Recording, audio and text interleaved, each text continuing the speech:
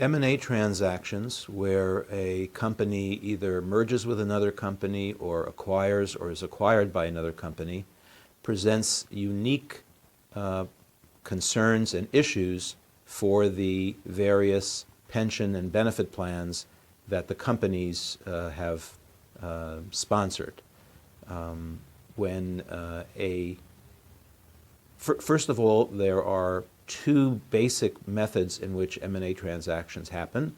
One is an acquisition of stock, and the other is acquisition of assets. So, for example, if I'm the owner of a company, generally speaking, I would prefer, under United States tax law, to sell my stock to the buyer, because then I get capital gains treatment on the sale, which is generally a lower level of tax than the tax on ordinary income, and there's no other tax.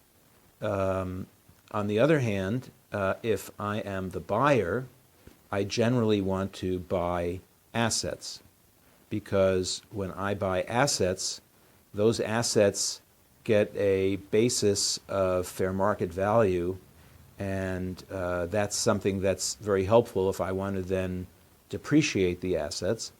Whereas if I buy stock, the basis of the assets remains what the basis used to be.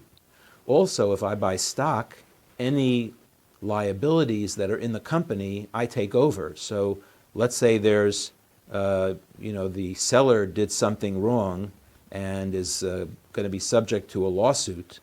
If I buy stock, I've bought that lawsuit very often.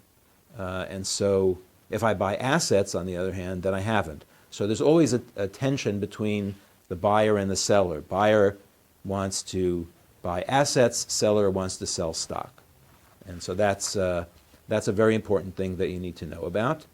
It has implications for employee benefit plans, because when a buyer buys stock, then the buyer buys with it all of the pension plans and benefit plans that used to be the responsibility of the seller.